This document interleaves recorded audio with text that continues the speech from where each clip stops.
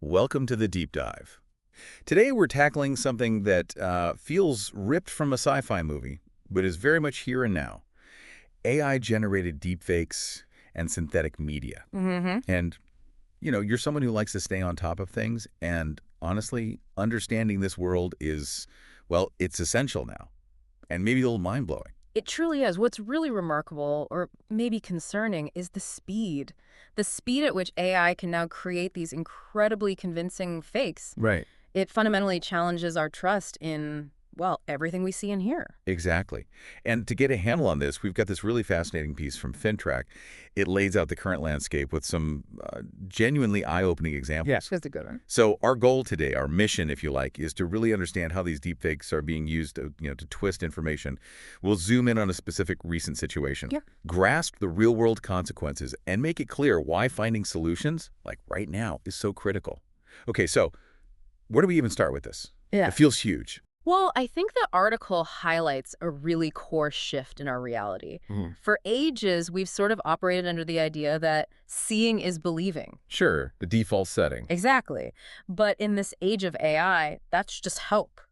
It's no longer a reliable guide. What looks totally genuine can now be completely fabricated by lines of code. Wow. Think of it like, I don't know, super advanced digital puppetry, making someone appear to say or do things they absolutely never did. It's such a fundamental change, isn't it, in how we process information. And the speed, you mentioned the speed, but the speed these false narratives spread online is just staggering. It really is. The article threw out a statistic that properly grabbed me. Misinformation travels 6 times faster than the truth online. 6 times. Yeah, that's an incredible advantage for, well, the fake stuff, as you say. It is. And deepfakes, synthetic media, they're right at the heart of this rapid spread. These aren't just, clumsy photo edits. They're synthetic illusions generated by lines of code designed to manipulate, mislead, and mobilize. That's how the article puts it, and I think that's spot on. Synthetic illusions. Yeah, that really nails it. And the article paints this picture, maybe a bit dramatic, maybe not, of the internet as this central battleground. Yeah. An information war. It does feel like that sometimes. And considering the potential for deception on a massive scale, information war doesn't seem too far off.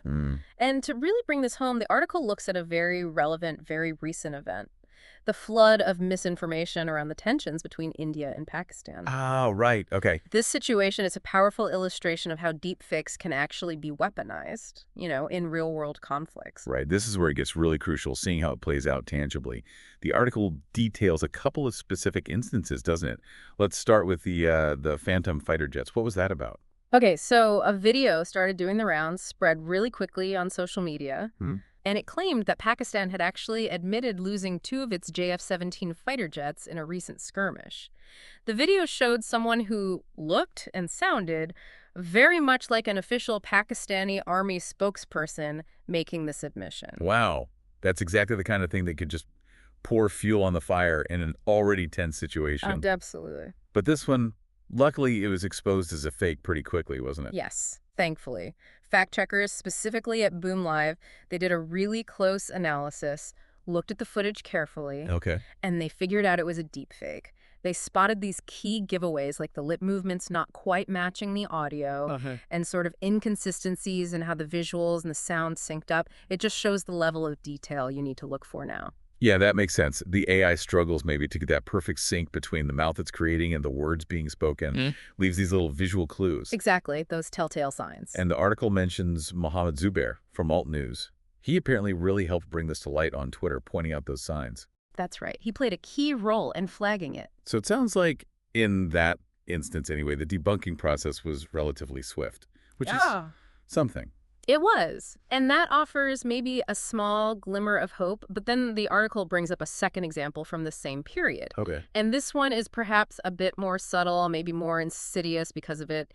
It's this alleged anti-India comment from a Chinese official. Yes, I remember reading that bit. It felt a little more murky.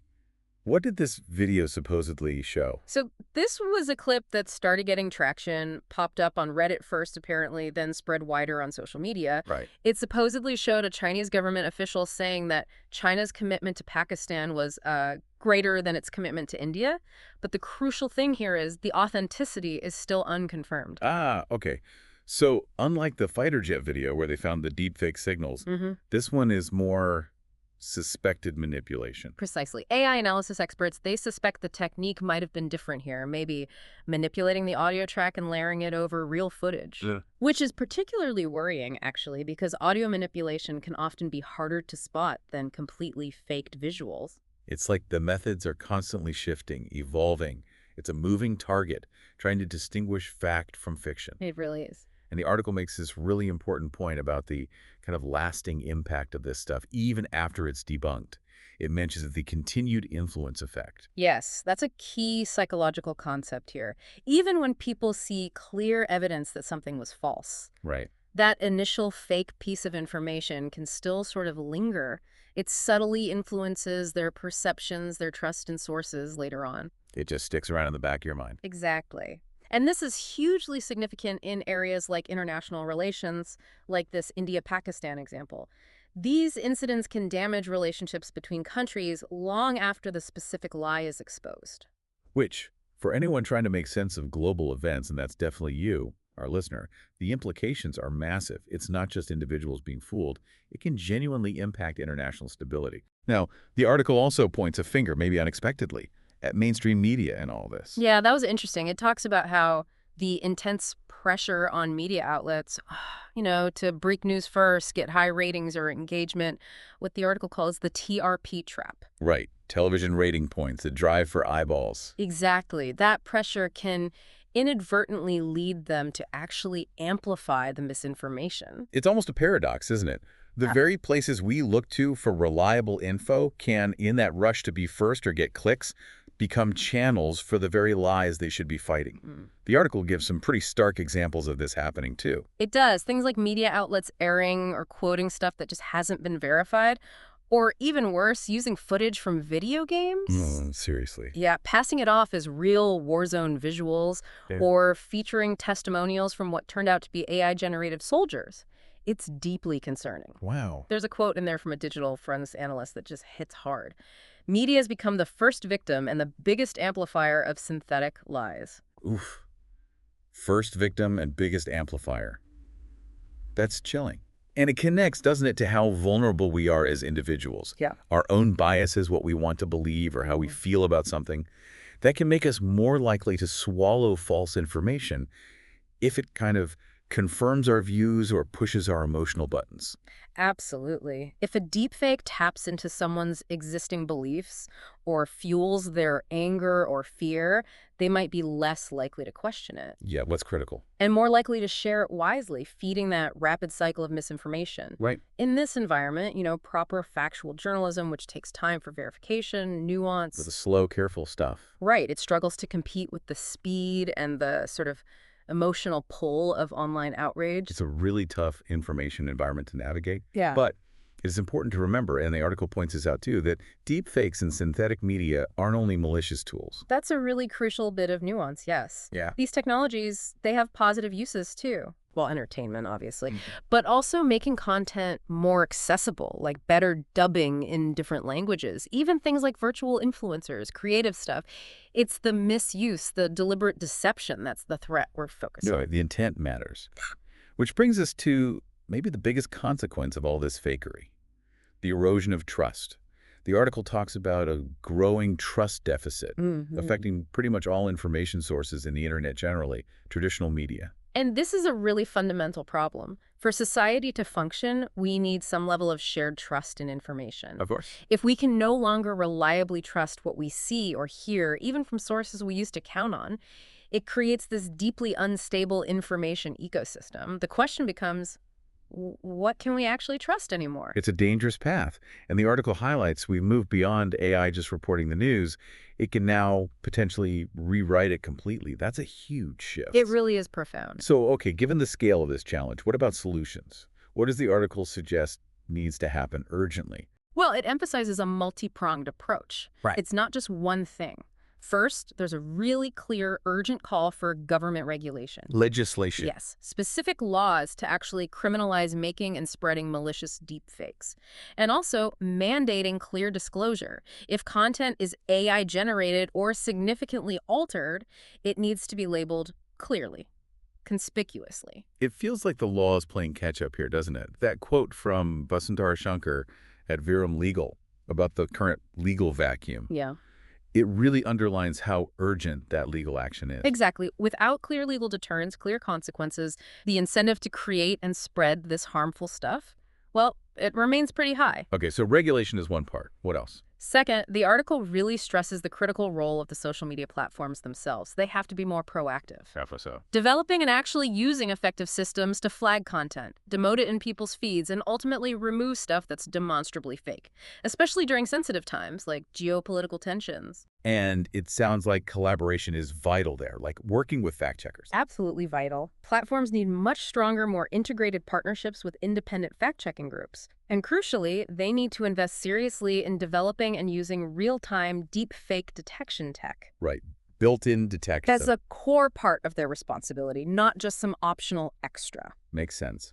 And finally, the article also touches on the media organizations themselves, right? Their own responsibility. Yes. It mentions a suggestion from someone on a fact-checking website saying that media outlets urgently need to develop their own internal workflows for detecting AI manipulation.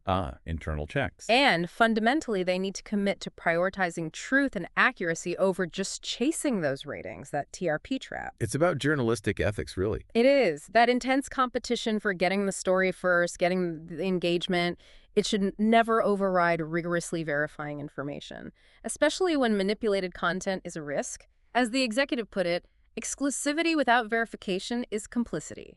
Complicity. Strong word, but maybe accurate. Okay, so to kind of bring it all together then, this deep dive, looking through the lens of that FinTrack article, it really highlights the immediate significant threat from deepfakes. The India-Pakistan examples really drive that home, how fabricated realities can manipulate public opinion and just shred trust in really critical situations. It's very real, very concerning. And the existing vulnerabilities, in how we all consume and share information, both as individuals and through media channels, they just make the problem worse. They amplify it. It really feels like we're at a crunch point, where decisive action from governments, media, tech platforms, it isn't just a nice to have, it feels absolutely essential. Yeah. If we want to guard against malicious synthetic media and, frankly, maintain some kind of shared grasp on reality. Indeed. And it leaves us with a really important question, I think, for you, the listener, to consider. Yeah. As this AI-generated content gets ever more sophisticated, harder and harder to tell from the real thing, how will you navigate this landscape? What role can you play in maybe demanding more accountability from your information sources? And what steps can you take yourself, to boost your own media literacy so you're better equipped to tell truth from increasingly convincing fiction? Definitely something to think deeply about.